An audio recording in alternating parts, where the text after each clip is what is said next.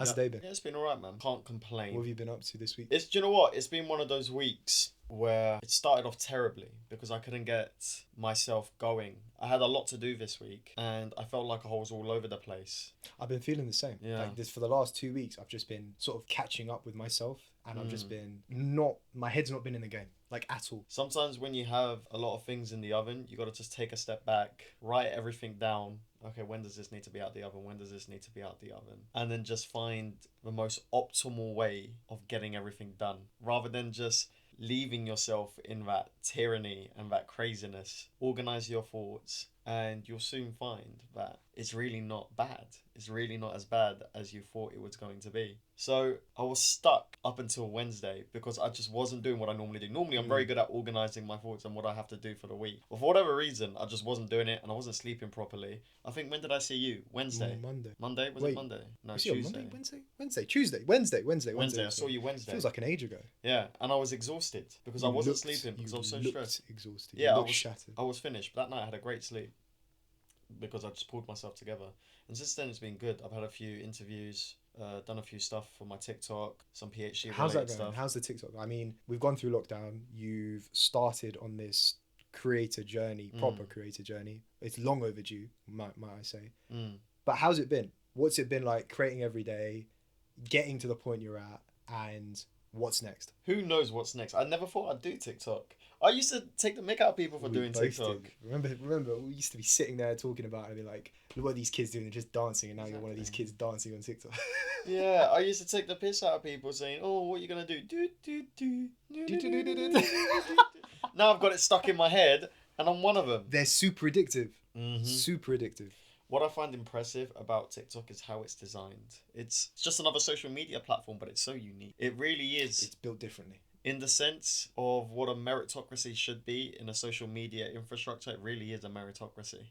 In terms of, if you're consistent, the algorithm will reward you. That's not necessarily the case with Instagram, YouTube. YouTube used to be like that. It used to be the recipe for YouTube. I think YouTube is trying to get back to that and get back to the, if you put stuff out consistently, you will grow it in a consistent way. Like, you'll be able to track it. With TikTok, the growth is crazy. And I still believe TikTok is still in the phase of welcoming early adapters. So most definitely. It's been out for a couple of years now, it's still in its infancy. They've only just started paying their content creators directly. So imagine where it's going to be in a few years. Did you find anything out about that creator fund?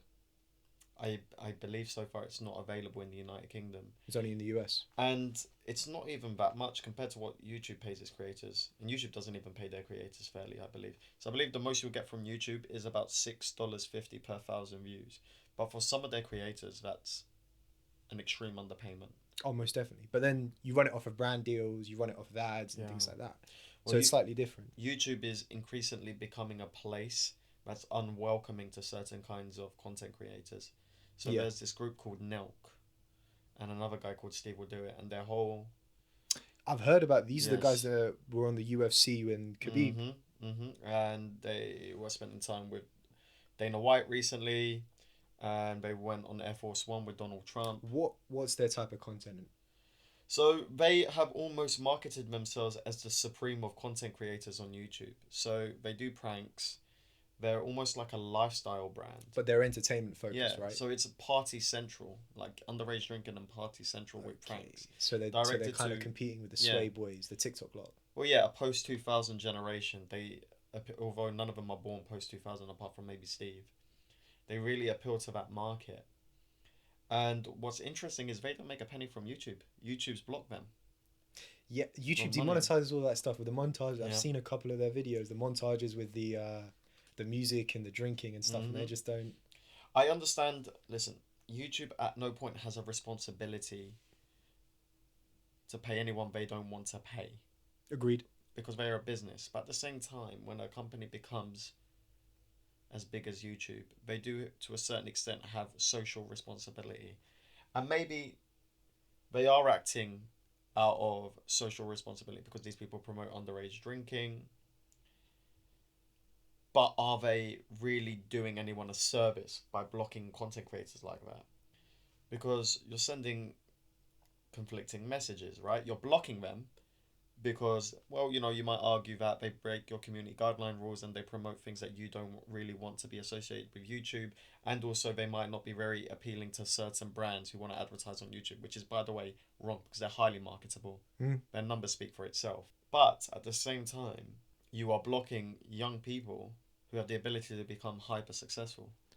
What's interesting is that when your average consumer of content sees Nelk, right, or sees Sway Boys, or see these TikTok vlogs, they see, what kids dancing, doing pranks, doing stupid shit, right?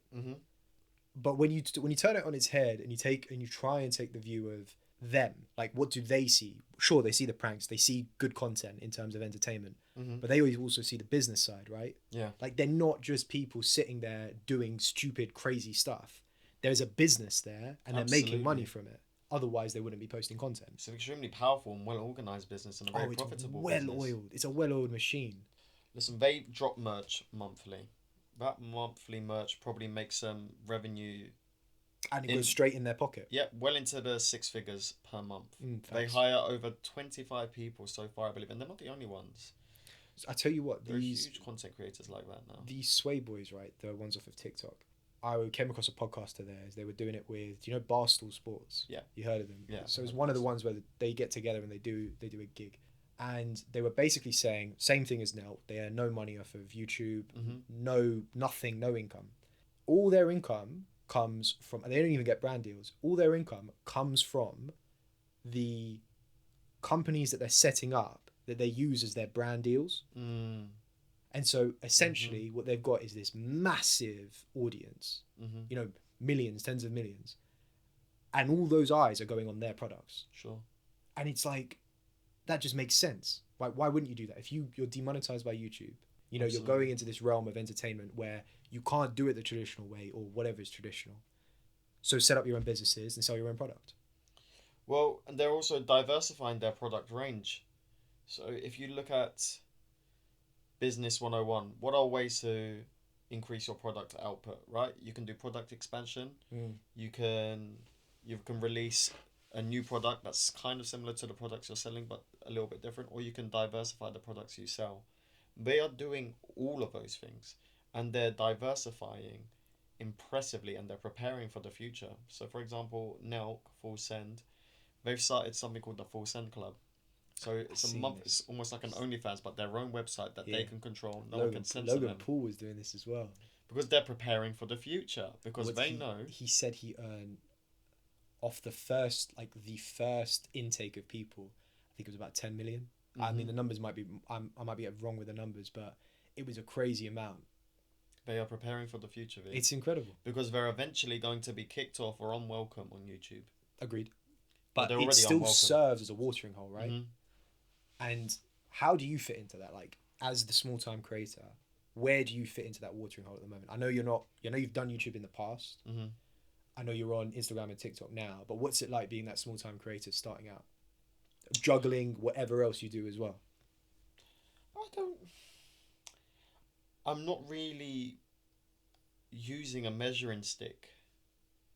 I don't really see myself as a small-time creator, and I don't think I'll see myself as a medium-sized creator or a big, like a big, millions of people watching me. I don't really see that. I mean, when I started, so for those of you who don't know, I started doing TikTok properly about a month ago. And what's your handle? Muhsin Yesilada, just my name. Just a shameless plug. It had to be done. And at the start of it, I had my expectation for the month was 20,000 views. And okay, let's put this into a bit of context, right?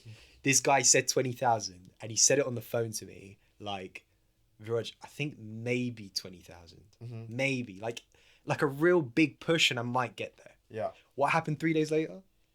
Well, we hit 20,000.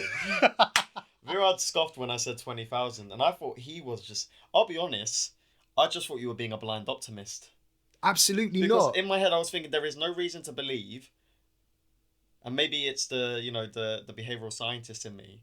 I was like, there is no evidence to suggest that I'm going to clear 20,000 this month. I'll be lucky to touch it.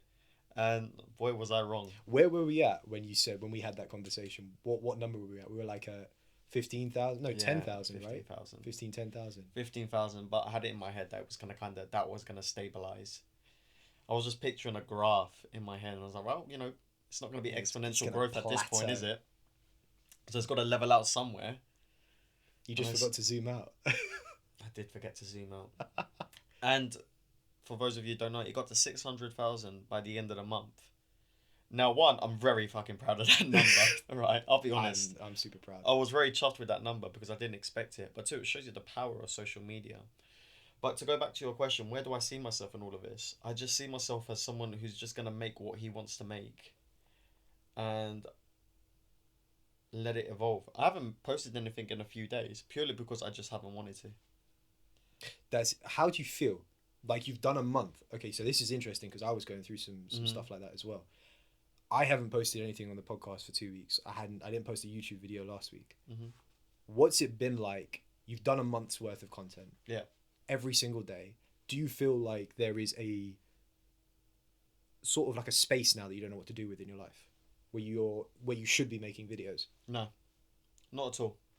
Not at all. Because I know what I'm doing. I know why I'm not making videos. Why I haven't made any in the last few days. What's the reason? Because I think it's going to benefit my content in the long term by taking a few days off. Interesting. Because I don't want to get in the habit of, might as well just post this just to keep the streak going. Sometimes it's good to break a streak so you reconceptualize what your priorities are. So you're consciously breaking that streak. I'm consciously breaking that streak because I don't want to just post trash for the sake of posting trash. That's a good point, actually. Do you think that any of your videos have been trash? Yeah, of course. Of course. So then why do you think you posted it then? To keep the streak going, or you consciously Because I'm learning. Okay. Because I'm learning. The first few, I didn't even know how to...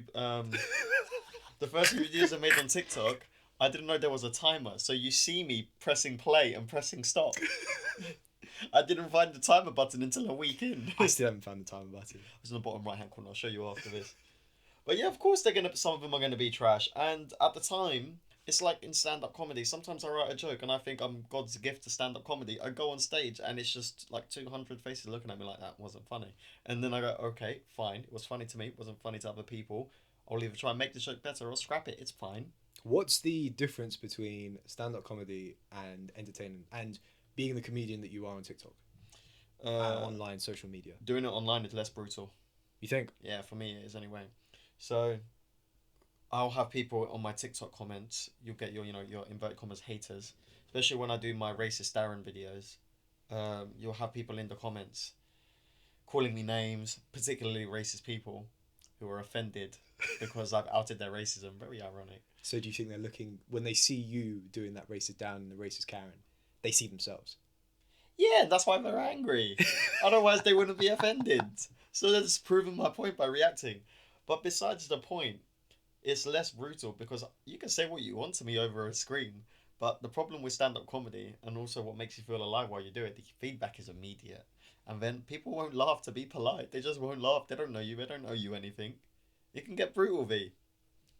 But that's one of the reasons I like it. It's like, oh, what's going to happen today? But you don't get that same buzz off of posting? Or you do? Because I know in the beginning we were very much looking at, both of us, we were very much like, okay, so what you want today, and then it got to a point where after you had that major video go, relatively viral, it went viral, you got fixated and then came away from it and took a step back and was like, actually, you know what? I realized it's not healthy to sit there refreshing. But once a week it's healthy because then you can track growth. Yeah. And just check in. Yeah. I found myself, when my video started doing well, I found myself sitting there and my girlfriend would do the same thing. She would go onto my TikTok page and we would sit there just refreshing the page, watching the views go up. But what's the point of that? True. What is the point of that? What do I love more? I love the stand-up comedy more. What's easier to do? I'd say the TikTok videos are easier to do. Really? Yeah. The TikTok videos are easier to do. Because I always thought you used to thrive off of the energy of a crowd. No, I love it. Kind of being there. I love it, but fundamentally, what is easier, in principle, let's say I did neither ever. What would I be better at quicker? I'd be better at TikTok and Instagram quicker than I would be at stand-up. Stand-up comedy is like trying to become an artist. Although there is an art to becoming a TikTok creator, there most certainly is an Instagram creator, whatever. For me, stand-up comedy, you can do it for years and still be good, but by relative standards, you are still shit. Why'd you get into stand-up? Like, where did that come from? Oh, I love it. But where did it come from? It's like it's not something that everyone does. Like, granted, you're a funny guy. Like, not funny in the sense of a class clown. Like, you're actually funny. The stuff you say and the way that you turn narratives into something amusing online and in person, it makes sense for you to go into comedy. But was it, you thought you had one of those moments where, oh shit, I'm a funny guy, let's do this? Or was it, let's see what's here, let me explore the space?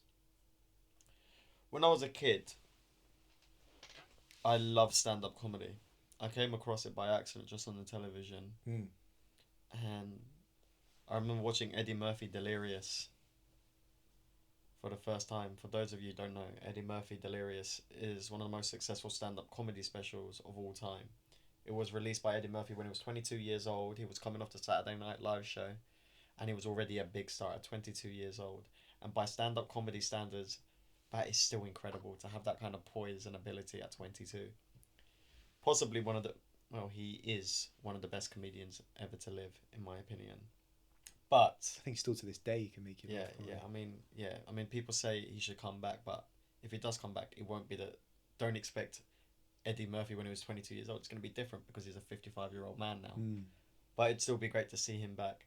But I saw that, and it opened my eyes to a whole new world. How old were you? 9, 8. 9. 8 years. My mum right, used to let me watch whatever I wanted. I had watched American Pie by 9 years old. Nah, I watched American Pie at like, you know what? I watched it like 15. Really? Yeah, it's late. Yeah, it really opened my eyes. I didn't really understand some of the scenes. But I didn't understand some of the scenes. But I watched that, and then I started watching comedy shows, and I just fell in love with it. And it was something I'd always wanted to do, and then eventually I just went and did it for the sake of doing it. And loved it. What was the first show like? Because we've never talked about this. What the first show was like? How old were you? Where was it? Do you remember? The reason it was at Lion's Den, and I had nearly 20 people come see me, people I knew, and I went on last because I brought a large audience. They gave me that privilege of going on last. Is that privilege? Well, yeah, I mean, it's nice of them to do it. I guess because I'd sold so many tickets for them that night, I guess it would make sense to put the new kid last. Right. So they put me on last. And I was so nervous, Viraj. My mouth was going dry, so I was drinking more water. But because I was drinking more water, I kept having to go toilet. It was It was such a vicious cycle. I had my laptop out, and because it was an open mic night, there was no green room. I was sat in the audience with everyone else. And You've been to comedy shows with a green room? Yeah, of course. Really? Of course. Yeah, loads. Most of them now have a green room. You're kidding? No. That's insane. I mean, it's just a room. Yeah, I know. It's just a room you sit in. But just for a moment, that blows my mind. It's like you have a room that you can go. I just thought you get up, go open mic night. I mean, a lot but I don't really. I still do open mics, but I do a lot of other shows now that aren't open mics. They're professional shows. Oh, right, okay. But since lockdown, I haven't really done much. But anyway, going back to the story. So I'm sat there, nervous as hell, and I went up. I checked my notes on stage, right? Did you? I didn't care. It was my first time. Like, who's gonna judge me? It's my first time doing stand-up comedy. It's possibly, in my opinion, one of the hardest performing arts you can do because the feedback is so immediate and it's so hard to make people laugh in those kind of environments. But it went well, and the people I brought were happy, but they would say they were happy, and the other comedians were very complimentary. They were saying complimentary to the act or complimentary to you in terms of your act. To how I did for my first time. Right, got you. And I realised that as far as first timers go, I soon realised I'm better than most of the people who are doing this for the first time. Right. I'm better than most of the new guys. What was the first joke? Like, what were the first bunch of jokes that you decided to tell? It was so bad. Do you want to hear it? Yes, please. Hello, everyone. My name is Muhsin at Yesilada. I have been an ethnic minority for 22 years now. My first encounter with a white man was at UK border control.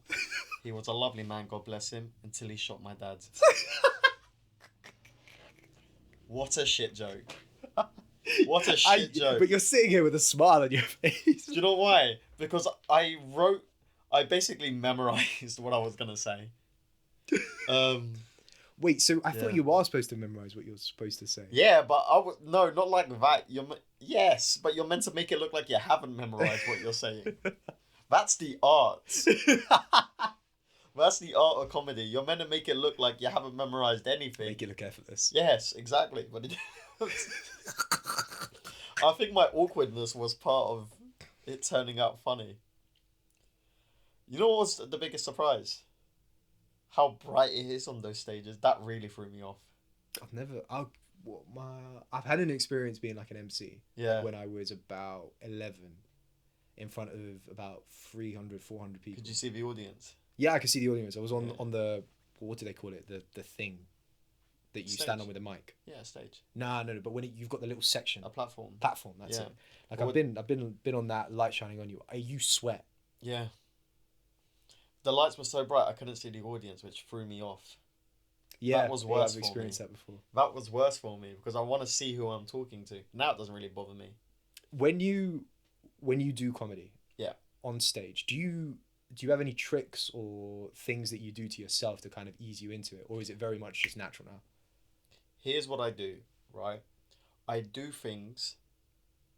I try different things for shows that I deem unimportant. Like if I go to an open mic night, just to practice my repertoire of being comfortable in different scenarios. Mm-hmm. So, like today, I'm gonna sit down and I'm not gonna tell any jokes. I'm just gonna talk to the audience for 5 minutes, and I'll just do that. But make it funny. I'll try and make it funny, but I'm practicing.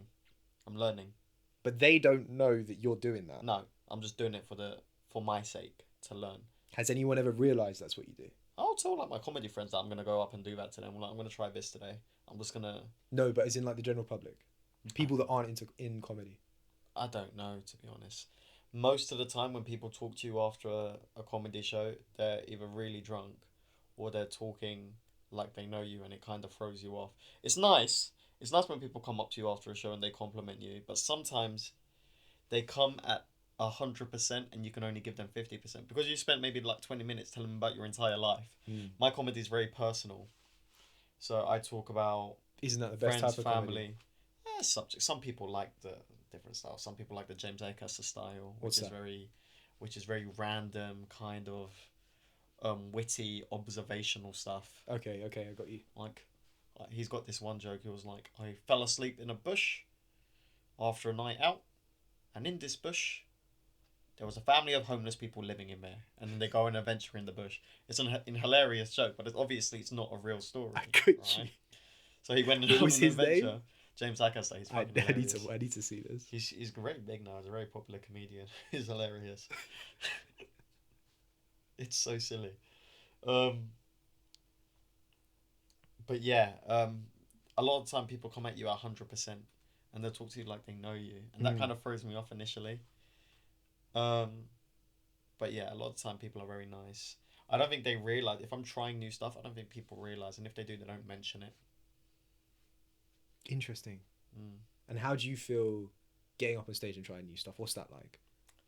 I just say fuck it. That's it. Just go for it. Fuck it. I love Just that. give it a go.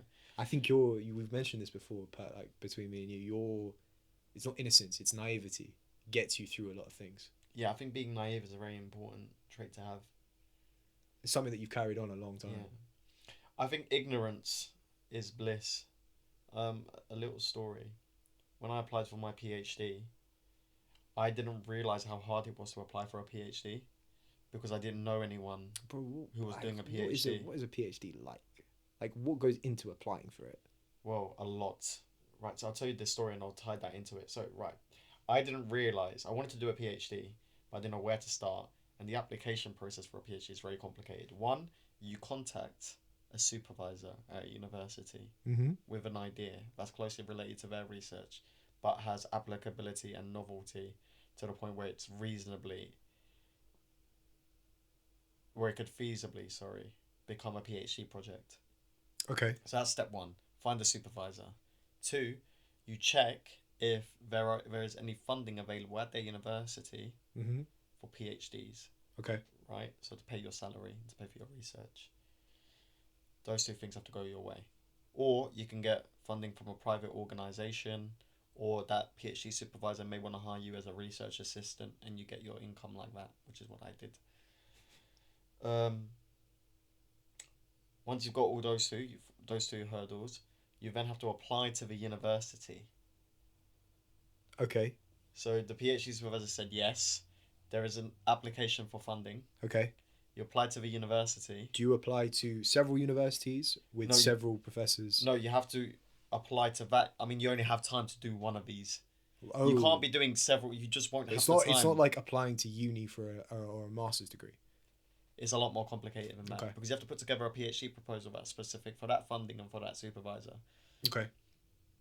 It's very hard to apply to multiple universities at once. Understood. Normally people get rejected, try another one, get rejected, try another one. Okay.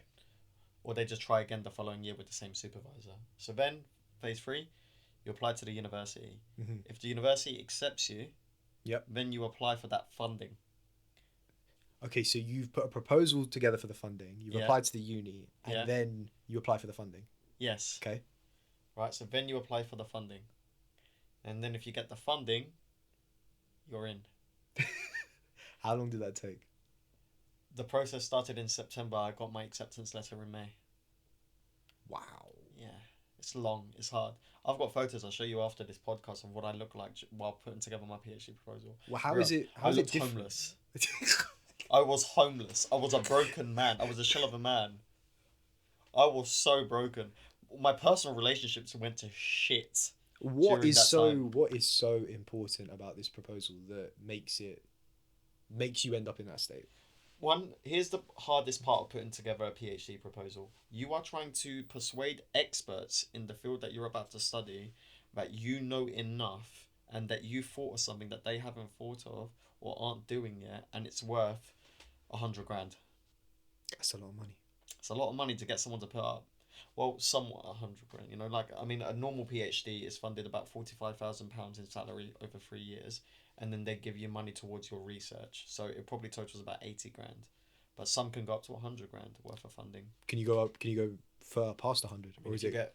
Listen, I mean, if someone wants to pay you to do a PhD and they want to pay you 50 grand, a private organisation, you won't get that from university funding. If a private organisation wants to pay you 50 grand to do a PhD, more power to them. So that's an avenue that people can take? Yeah.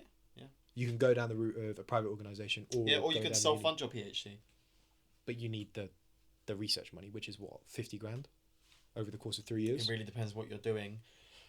And your supervisor can help you out. Pardon me. Your supervisor can help you out with funding that they may have. Okay, so how did you find your supervisor? So, going back to the point on being ignorant. 1, I didn't know how hard that process was going to be. 2, I didn't realise how good of a university Bristol is for psychology. Right. And 3, I didn't realise that applying for a PhD with my supervisor and getting it is an honour because he's so well respected in my field. Right. I didn't realise any of those things. I just thought, I'll do a PhD. Steve Lewandowski does that research. He gave a talk at Royal Holloway. I'll just email him. Oh, so he gave a talk. That's how you came to know the guy. Yeah, and then afterwards, I went up to the drinks, post-talk drinks, and I was the only student who went.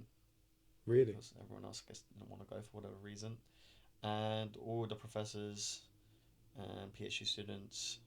Well, I don't think there was even any other PhD students there, to be honest. The professors were just talking amongst themselves, and I was just sat there awkwardly drinking some Prosecco.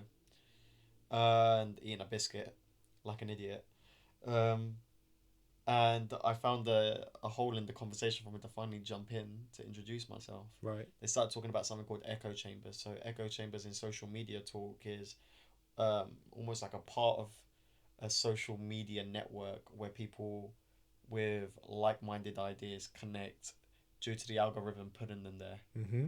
Right. So you have K-pop Twitter that people like to talk about, Yeah. or you have Black quote-unquote Twitter. black Twitter. Yeah. The algorithm has put them there and connected them because they have like-minded ideas. They're looking at the same thing. That's called an echo chamber. Got it. And they started talking about echo chambers, and I made a point about Instagram's explore page, and Steve wasn't aware of that. He didn't realize Instagram had this feature.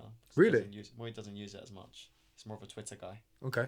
So I showed him the explore page, and I explained to him why these photos are coming up, and I asked him, are these your interests? These photos, are these related to your interests? He said yes. We got talking, and then I said it was very nice to meet you, blah blah blah. Made a good impression. Now my professor at Royal Holloway. So you literally slid into his DMs. Essentially, in a way. My professor at Royal Holloway, Ryan Mackay, he was his student in Australia. He was Steve's student. Okay. That's how Ryan got him to Royal Holloway to do a talk. And me and Ryan had a good relationship. And I told Ryan that I was thinking about asking Steve to be my supervisor. And he was the one who explained to me how difficult it was what I was trying to achieve. Right. Because when I said it, he kind of gave me a look like, that's bold. Like, So we can try, but he was very honest with me. He said, we can try, but he probably gets hundreds of these emails around this time of year. But I didn't care. You just went ahead with it anyway. I just like, what do I have to lose? Hmm? And I haven't got any money on the line here. I'm just going to apply for something. Did you know what you were going to do afterwards? Like, did you know what your plan B was going to be? Was there a plan B? Nothing that I really was considering at the time. It was just, sure, let me go for this I'm going PhD to try process. this now. Okay. So you went through, you got it. Did your supervisor help you out with it? Oh, look, we have a... We have Hello. an extra Hello. guest. Got some banana cake. Oh, Ooh, yes, that please. sounds awesome. I brought a slice each.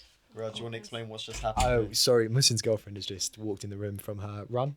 Oh, you guys in the middle of a podcast? Yes. You don't have to whisper. Your presence has been known. We can edit this bit out. It's all right. Hello, guys. You got to talk into the mic. Oh. Hello, guys. How are you? I'm good. How are you guys? I'm well, thank you. Should we just share both? Mm. Yeah. It was delicious. Did Matt How make was it? your lockdown, Viraj? My lockdown was relatively productive. Nice. We've had some ups, we've had some downs, with some mental breakdowns. Had some I mean, YouTube videos. That's just normal, though. Everyone goes through that. Who made this? My flatmate, Mads. It's She's so a good, very right? talented baker, honestly. It's so good. It's better than store-bought stuff, Yo, in my this girl opinion. needs to get on the Gordon Ramsay show like Legit, right? ASAP. We told her to Legit. go on Great British Bake Off. Oh, facts. Does Mads have an Instagram handle? An Instagram handle? Yeah. As in, Does she have social media? Oh, yes, she's on social media. Right. Do you want to shout her out? Shout out at mads.s. That went well. I'm sure everyone will find her now. Mads.s, the that's prolific Instagram. baker. How was the run? It was very tiring and cold. Huh. Did you run just like that? No, I was wearing a jumper. What, with the as well. chains and everything? Yeah. She never takes them off. I love What, the chains. even in the shower? Even in the shower. What, are they 24 carats? Yes. Okay. They never rust. They never rust. Yeah. I have to take mine off. It gets... Those North African jewels. Have they got jewels in them? No, well, this one does. What's it got in it? Diamonds. One of them fell out though. Gosh darn it. Wait, so you lost a diamond? Yes. Well, it was lost before it was given to me, so it's like Okay. an heirloom kind of thing. Interesting. I've got an heirloom. We will compare. What do you think this is? Isn't that like a shark tooth? Interesting. Most people say it's just a shark tooth. What is Most it? people say it's a shark tooth. It's actually a lion's claw. Oh. That's so cool. There Yeah. are papers that come with it. Are lions endangered species? Yeah, okay. You Hold on. bastard. This is from a different era. This is a different time. Wow. Cancel Viraj in China. Oh, right. This is it. Cancel culture. Here it David comes. Attenborough wouldn't approve. Look, my Someone's going to listen to this in 10 years' time when you have 20 million subscribers. Oh, Bring okay, this cancel. up.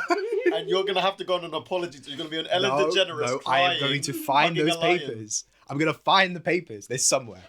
So my granddad gave it to my grandmother as a wedding present. She got 3 of them or 4 of them. What's a flex? Legit. Trust, man.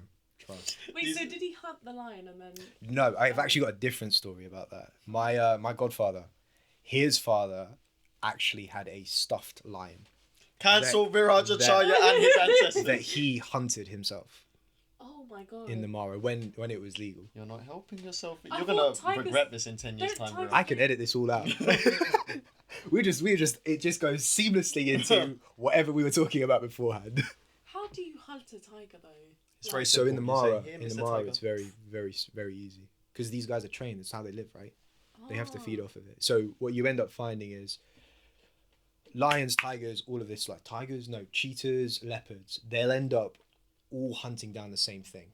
Lions are lazy by design. Like they're not aggressive in the sense that you think about them. So what happens is you'll find a cheetah or a leopard hunting a buffalo.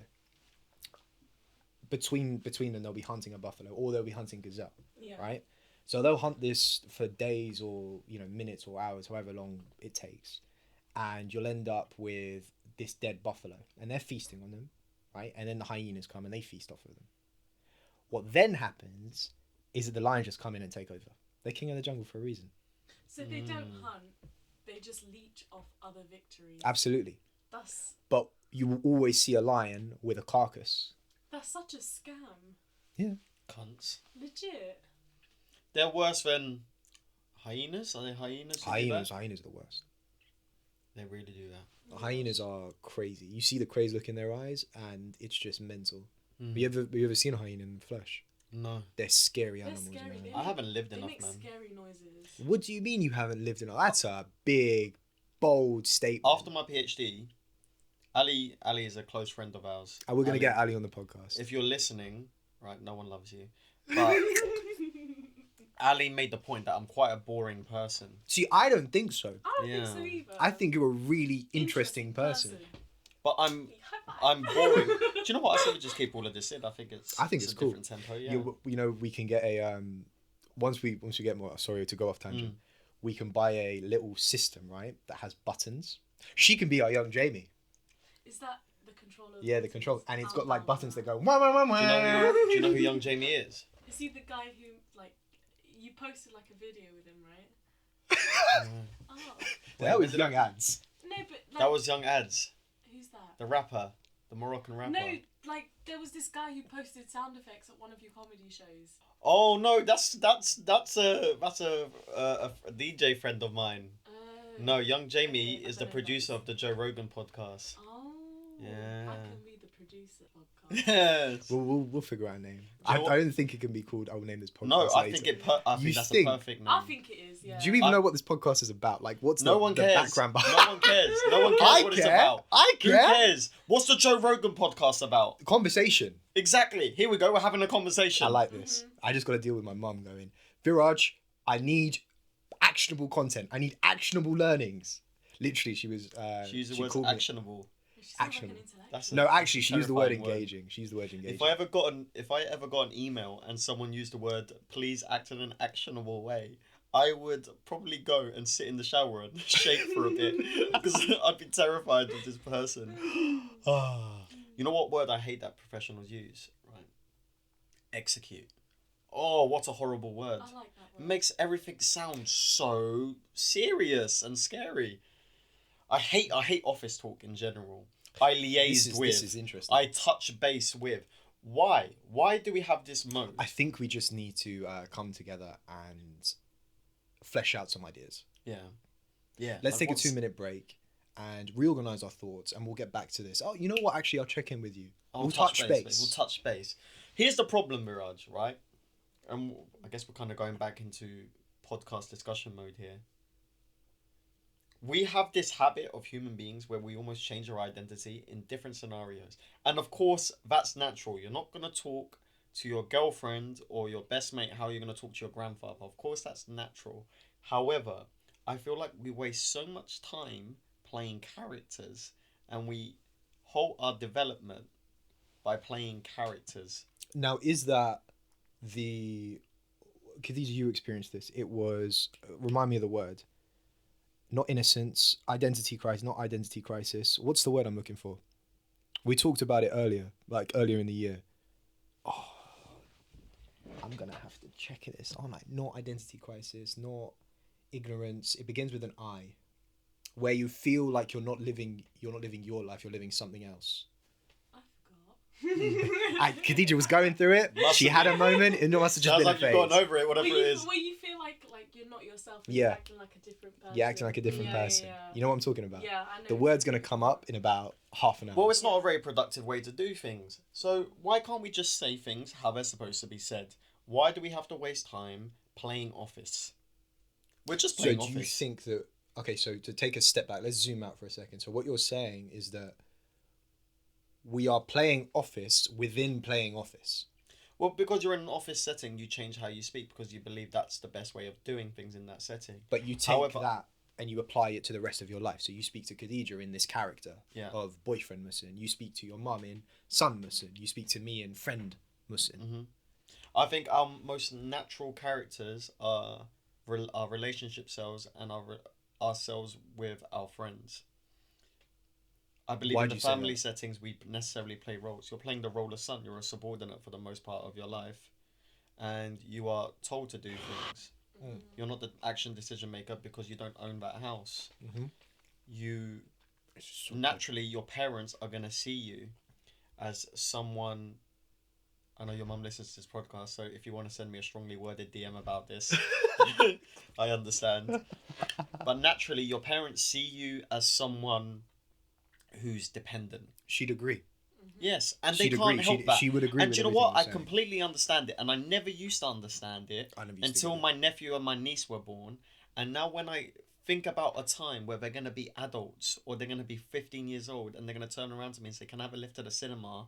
I'm like, "Great, what are we watching?" And then they turn around to me and say, "No, can you drop me off so I can go with my friends?" I'm like, "What are you going to do in a dark room with your friends that I can't be there for? What if someone tries to murder you? You do know what kind of people are out there." You really went down a rabbit hole with this Well, that's one, what didn't you? happens. That's what happens when you have people that you see as babies, V. You just think the worst. When you have people that you feel responsible over, your brain just does automatically go to the worst case scenario. I had this happen to me today, right? I called my mum up and I wasn't in a good mood. I literally on the verge of tears, and she was like, "All right, are we back here again? We're going down into this dark hole." And I was like, "Mum, I don't want to try to talk to you. All I want to do is talk to you. Mm-hmm. I don't want you to think and go to that end of the spectrum and say, we're going down in this dark hole. That's it. Wrap it up. I'm coming home. You know, put in all the stabilizers. Viraj this is it. This is him gone for another couple of weeks." I was like, I just need to talk. I just need to get my feelings out, and I need to talk to you about this problem that I was having. And you're right. They do go to that end point. They go to the worst case scenario. And that's okay, because it's natural. Absolutely. It's natural. And guess what? We're going to do the same thing. Absolutely. We are so going to do the same thing. I heard it. You speak differently to me than you do with your brother. Oh, facts. When I heard your podcast with your brother... Shout out Smith. Yeah. Khadija's got your back, someone. You little brother him. It is true. And I little brother my little brother, and he finds it so frustrating. Because my brother's always said to me, "How come you don't talk to me like you talk with your boys?" And I said, "I would love to." He said that to me today. This was part of the problem. He goes to me. But it's hard. You know what he said? Hard. He said, "You don't invite me to shisha and you don't invite me to go rock climbing." I agree. He's under stress, right? He's under stress from work and he's stressed. He does a degree in apprenticeship.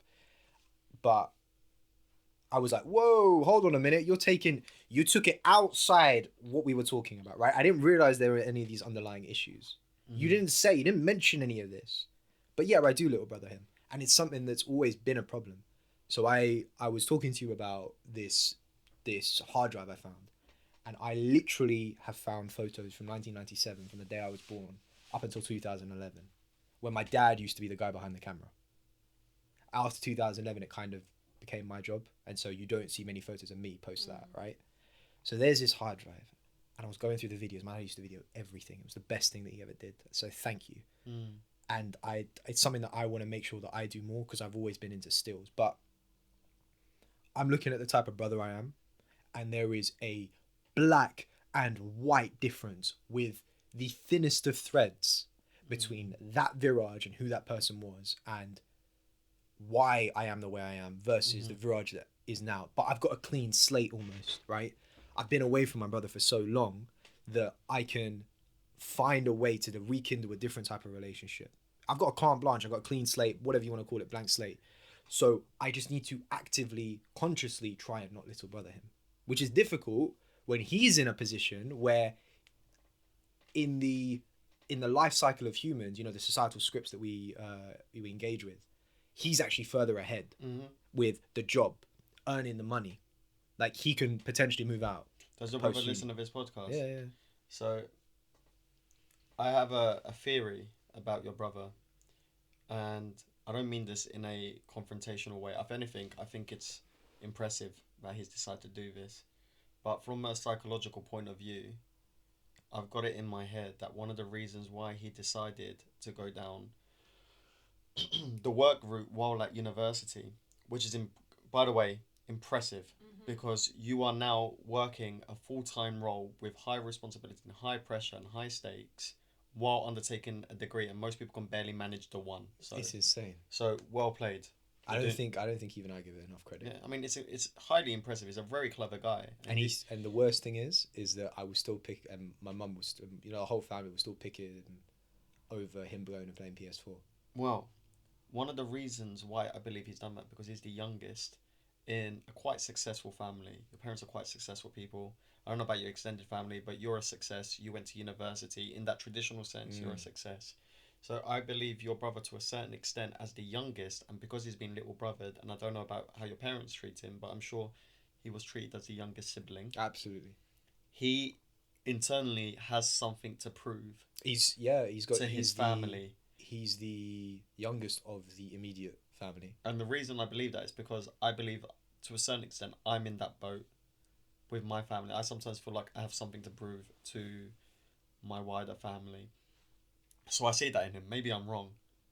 But I most certainly see that sometimes the youngest sibling, to generalize this to the audience, because I'm getting quite personal here, when you're the youngest sibling, it's very easy to internalize a weird pressure to prove something to other people. However, when you realize that it's not about you, they're not doing it because of who you are, they're doing it because of who they are to you, you can let go of that. Doesn't matter what you do. You can become the president of the United States. To your mother, you're still going to be the little boy or the little girl. And that's not going to change. So it's not about you, don't worry. And when you come to terms with that, you're free. And you don't have to make decisions based on who your family perceive you to be. And a lot of people, why did you do banking? Not investment, you did finance. Why did economics at uni? Because from very little, I was fed this narrative of banker, lawyer, doctor. Yeah. And I strategically just cut them out, whichever ones that didn't fit with me. Doctor, I stopped at the age of 13 when I realised that biology wasn't really my thing. I know my biology tutor would be like, you should have continued it, but because she listens to this. What was it? Lawyer, I went and did work experience in Kenya with my godfather, and realised that wasn't really the cup of tea that I wanted, except that it could be on the plate if I needed it to be. Finance, I watched The Wolf of Wall Street and was sold. Oh, that's such a common story. I watched it. I just fell in love. That's such a common story. I fell in love with the outlook and everything else, not what it was. I for the last year, it's been a lot of soul searching, and the finance side of it was me wanting the money more than anything in the world. I just wanted the money. That's it. Just money. I don't care about anything else. The fast cars, the women, the drugs, all of the lot of it.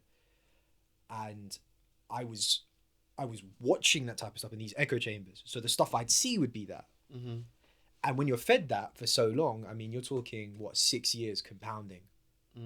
And then you take a break from it all and you cut everything out of your life. You're like, hold on a minute. This is a void that was filled with all this crap. I need to really assess what I want to fill it with now. And if it needs to be filled in the first place. And so that's where economics came about. And I'd always used to lie to myself. I'd found a way to get around my logical thinking of why I wanted to do it, because I'd said it to myself so many times I was doing it for this reason. I've told you before that when people asked me what were the next steps, like why was I going to university, I had a pre-written script almost that I'd memorized to the hilt of what I should say and why I should say it. Looking back from when I first met you to who you are now, you did what a lot of people do. Maybe people who listen to this might be able to relate to this. every time you met someone new, it was a sales pitch. Oh, facts. And now looking back on it, you can see that, can't you? And now you have completely reversed it. And now when you meet new people, you're the interviewer. Yeah. You're not the candidate anymore. Because I've mentally got that change of I want to be more interested than interesting. I don't need to sell anything. I just want to have this moment in time with you. So the first time I met Khadija was the Shisha Lounge, right? And it wasn't about, we made a big deal of it being an interview, didn't we? And that was funny. But you know, all I wanted was to experience a moment in time where I got to meet someone. And lo and behold, she knows my friends from my high school, right? She's the same age as my brother. Yeah, the same age, but slightly older. And the amount of things that we've got in common were more than I ever expected.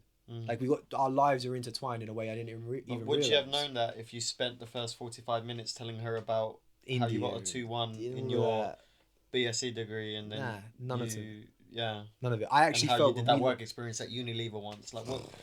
Yay! Like, who cares? Yeah, who cares? I want to know about you. Exactly. I want to know about your life. I want to know about the things you've been through. Forget me. I've been trying to take a leaf out of your book. Now, sometimes if people ask me about stand-up comedy on my PhD, after a couple of minutes of talking about it, if I feel like I've bang on too much, I stop and I just ask them a question about them. I think it's really cool. Because I know what I've done. Does it feel like you repeat it? Does it feel like you repeat it? Yes, a lot. Because I've noticed it. Because I've noticed your face. Because we've had a couple instances where you've been talking about it to new people. Because people ask, especially with the social media stuff, people bring it up, and it's always the same conversation every time. You know it's the same conversation as well now, don't you? And I've had it. And I know what everyone always... Oh, that's so... Everyone does the typical British thing. Oh, that's lovely. Oh, that's so cool. Yeah, no, you should keep doing it. I was like, oh, yeah. Should I keep doing it? This is a skit. Thanks, yeah. This is a skit. Yeah, thanks. Yeah, I should keep doing it, shouldn't I? Yeah. Well, you know, it is fun. Yeah. And they're like, oh, I love stand-up comedy. Have you heard of Jack Whitehall? It's like, yes, I've heard of Jack Whitehall. Someone actually heard of Mo. Yeah, I've heard of Mo the comedian. Oh, who's that guy on the internet? Oh, yeah, have you Michael Dapper? Yeah. Just like everyone else in the United Kingdom, below the age of 27, I've heard of Michael Dapper. So yeah, I try and ask them about them rather than talking about myself, because I gain nothing from that. Maybe, I mean, listen, but again, it's 50-50. They might gain people might gain something from listening to me speak, but just as equally, I might gain from something. Genuinely, you've got a lot to give. And other people do as well. And that's the point of this podcast. We called up my mum, like, we were talking about insecurities last night. I swear? Yeah, we were just talking about insecurities that we might have. And then we called my mum to ask about insecurities. She didn't even know what insecurities were. Your mum's a different breed, though. Your mum's a different character. She's built. Your mum is built differently. I was like, Mum, do you have any insecurities? And then after I explained to her what insecurities was, like, no, none of those. Your mum is, if you don't mind me asking, how old? 64. She doesn't look it, by the way. She doesn't look 64. She doesn't look a day over 50, bless her. Good skin. My granddad, it's in the family, Viraj. My granddad, right, is 83, I believe. Right. I don't want to, touch some wood. Don't want to jinx a man. But such good health. And it's not like, man's never been to the gym. He's never really cared about his health. Sometimes you just get the good gene pool. He still drives. Still drives? Still drives, still walks upright. Is he living in the UK? Yeah. Bloody hell. I think it's just, that's my mum's biological father. Right. Your mum's story is something we got to go into on a different day. And her mum and her biological mother is also, I don't know, but last time I saw her, she was in great health in relation to her age. So I don't know what she's like now, but I've heard no reports to assume otherwise. So on my mum's side of the family, I guess aging is quite slow. They're built different. They're built different. Hopefully, I think I inherit some of that. And your mum shouldn't have aged the way she should have, with the way she grew up, right? Like, she should have, like, physically taken on a lot of the mental toll of what she went through. But like I said, it's something that we got to go through. We got to go into on a different day if you want. Yeah, we'll speak about that more. But what I would say is, I definitely see my mum has had an interesting life, and sometimes those vulnerabilities do come out But for the most part, considering everything, she's a very well-adjusted human being, considering everything that she's had to go through. To give your audience just the highlights, left Cyprus at a young age because of a war, was adopted at birth essentially, but didn't know she was adopted until she was 21. Reconnected with her biological parents, I only really was able to form a relationship with her biological father. The relationship with her biological mother didn't really work out. Ran away with my dad because she didn't like the whole arranged marriage route or any of the suitors that she was given, and her family wasn't a big fan of my dad. Came here, wasn't able to go to university for a whole host of reasons. Started a business. What age did she come here? Sorry, yeah, she came here when she was 12. 12. This is what I mean when I say that. It's a bad age to move countries. Bad age to move countries, but also the wear and tear on her life up until that point. Mm-hmm. Like my parents. It's a lot. My parents moved to England when they were, I think, before the age of 3. My mum was a couple months. So they don't know any better. They don't know any different, but they grew up between the two places.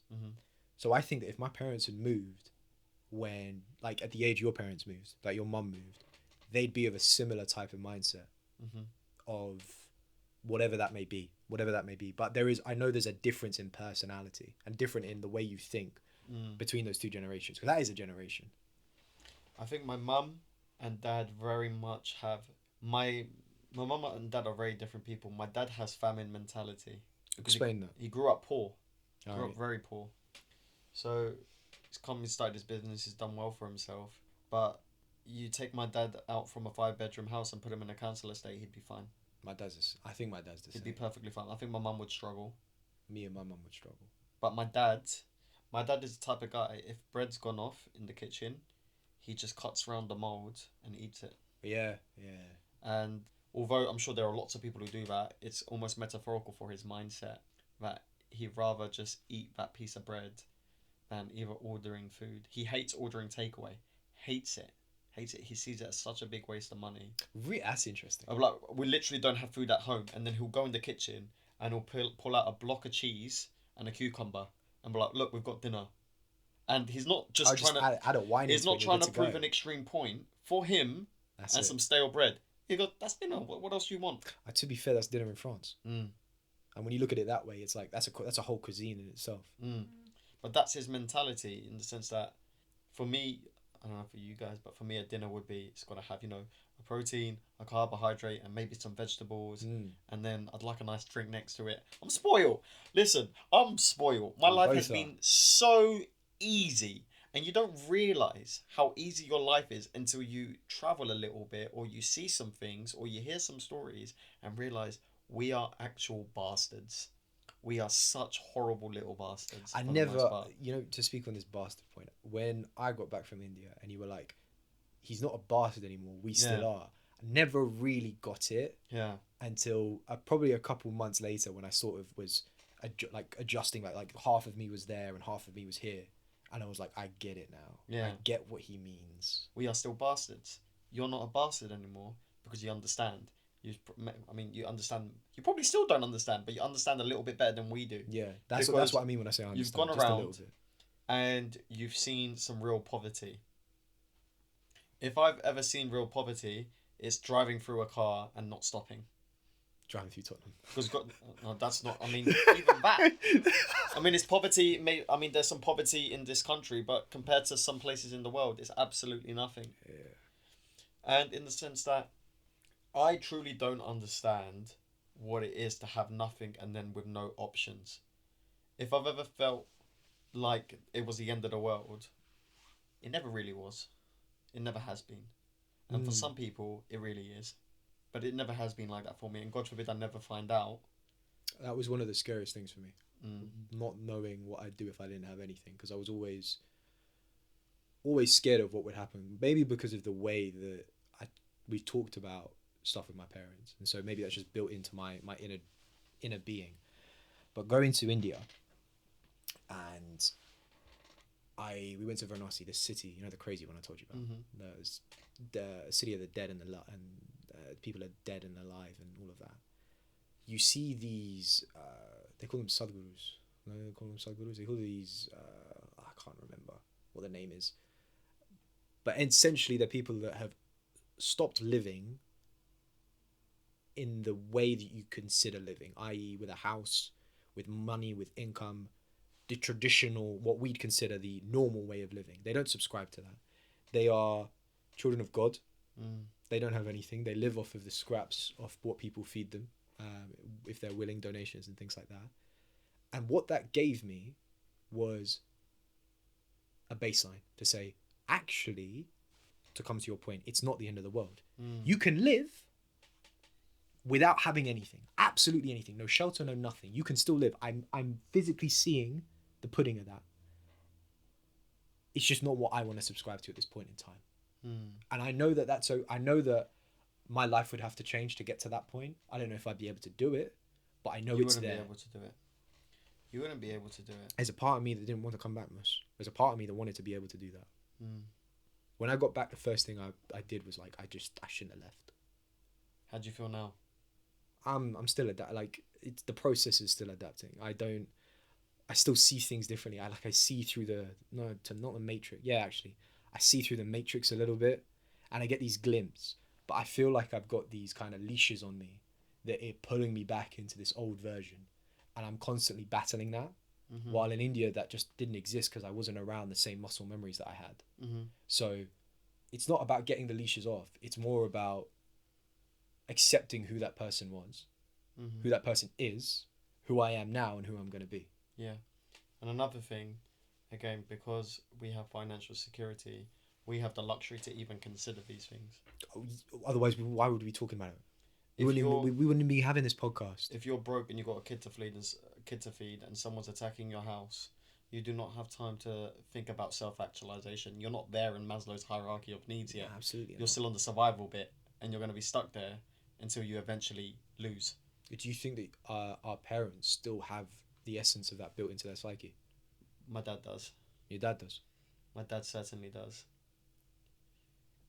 My mum grew up more comfortable than my dad did. So your dad... My mum grew up mostly here. When you say the survival aspect, you mean bottom of Maslow's hierarchy? My dad didn't move here until 27, 28. Oh, wow. He grew up in a village in Cyprus. He didn't have much money to get to university. He had to do compulsory military service. And to raise the money to pay for university. Military service? Yeah, that's a thing in Cyprus. If you grow up in Cyprus, you have to do, and you're a man, you have to do compulsory military service. What's your opinion on that? I think it's silly, but... Interesting. It's their way. I don't know enough about it to have a strong opinion on it, but I don't think it's right to force anyone to do stuff like that. And the fact that you can pay a little bit of money and you can only do it for... You'll get a suspended service, or you only do it for 2 months, when you can leave during the night and go home. It kind of creates a wealth inequality and an unfairness to the system. But that's another point. So I was in this compulsory military service, and he didn't have enough money to go to university, even though he had the grades. So he started selling petrol on the side of the road in the middle of the night, because petrol stations would be closed. So he would sneak out the military station, wherever they slept. He would nick petrol from the military base and sell it on the side of the road for double the price of a petrol station. Because the petrol stations were closed. But he didn't pay for the petrol in the first place. Oh, so guy was just making profit. Bucks, right? Making bucks. A couple of times he got caught and put in army prison for the night, but didn't realise that the guard was his brother-in-law. So, you're kidding. So his brother-in-law would allow him out. He'd just go carry on with his business and go back into his bunk around sunrise. And with that, 3 years of military service, he made enough money, or 2 years, he made enough money to send himself to Turkey to do university, and he bought his dad a car. That's just wild. For my dad's 65th birthday, my uncle bought him an oil canister as a joke gift. You're kidding. Yeah. That is freaking insane. Yeah. What a hustler, man. I don't have that in me, by the way. I am not business savvy like my dad is. I did not inherit that whatsoever. Okay, so... We played Monopoly last night, and I was making such bad decisions. Khadija won. She's a hustler. Hustler, baby. She didn't even win. We gave up. It's all a scam. We knew what, we'd be... Monopoly is a scam or the mind? Well, I scam them. I was cheating and I was still losing. I didn't tell you this. You know I was cheating. How are you cheating? So if I rolled the dice while I was counting, if I thought I was about to land on something that was going to get me in trouble, and none of you were looking, I'd be like 1, 2, 3, 4, 6, 7. So I can land on. So I didn't land on one of your properties. As long as they hear the tap on the thing, they're fine. As long as they hear that many taps, you're good. Yeah, I used to always be banker. So I'd hide 500s underneath before we got the game out, before I started dishing out money. And so whenever we would take a toilet break or something, I'd literally just lift the board up slightly on you, because you know the board folds in a certain way. I'd lift it up slightly, slide the 500 out, and I'd always have my money over the board. So just over the edge of the board, so it just slide in underneath, and it'd be like, oh, I've got an extra 500. Oh, wow. Where did that come from? If your parents listen to this, you've been outed. Yeah. Oh, they know. They know I've told them. But I couldn't do that with a credit card. Yeah. So that's why I don't like playing.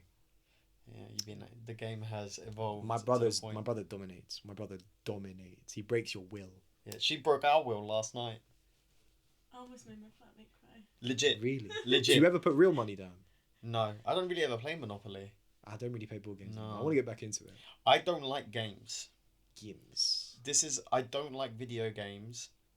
I don't like games on phones. I don't like board games that much. I just don't find them very stimulating. I much preferred watching people play as a kid. What do you find stimulating? I don't know. If not games. I don't know. I just never really got into them as a kid. FIFA. I like FIFA because it's football. But any other game, Call of Duty, couldn't think of anything worse. I always wanted it. I got it, and I was never good at it. If someone told me you have to sit and put it this way. If someone said you have to either sit down and read psychology articles for 6 hours, or get to play Call of Duty for 6 hours, I would much prefer reading psychology articles, even if it had nothing to do with my topic, than playing Call of Duty. There's nothing about it. I get brain tired.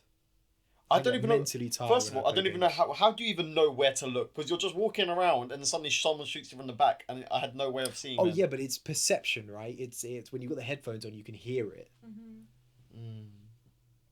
The games are definitely a part of life. Like the whole game environment, and taking that and putting that into a workplace. I mean, it's good investment for anyone who's into finance out there. Invest in Activision. Invest in Sony. EA Sports, they're all very good investments. Muhsin is not a financial advisor, so let's make sure that Put this is just his opinion. £10,000 in it right now. I dare you. He's daring you. He is not an actual financial advisor. This is not actionable finance Activision advice. stock price is going to go up 8.7% tomorrow. Put $8,000 in it right I need now. to put the caveat in, okay? I don't want to get fined. There is a chance of loss of capital. Terms and conditions apply. Terms and conditions apply. There we go. Actually, you know what? That'd be a great caveat read. This is not actionable finance advice. Terms and conditions apply. Yes. I've always enjoyed those. Do you know what? I think we've done enough for today. It's been good. I think this has been a great... You've been a great guest. It's been fun. My guy. We're definitely going to do this again. We'll get into some deeper topics. But I think it was a good start. How long did we do roughly? Do you know? 69 minutes. Oh, wow. Oh. It flies by, doesn't it? Yeah. That's a First one I checked was 27. Then it was 56. And now we're on 69. Next one we'll hit 2 hours. I think 2 hours. For the shits and gigs. 2 hours would be fun. I've got to edit some bits out if we need to be edited. If you feel like they're edited, but we can talk about that later. All right, let's wrap this up then. I'll see you soon. Thank you, sir. Thank you for having me. Nah, it's absolutely my pleasure. And I will most definitely organise a time to get you back on. And Khadija, do you want to come on? Huh? Do you want to come on? I'll be down. You'll be different topics, different kind of outlook on life. Do you even know what the podcast is about? Definitely. Yeah. It's people It's about random stuff. It's telling your experiences on life. It's like the everyday person and being able to resonate with it. But you have experiences in life, and I know you do because we've had conversations about this. All right? Yes. All right, let's wrap this up. Thank you for a great episode. Thank you for listening. Stay safe, stay home, protect the NHS.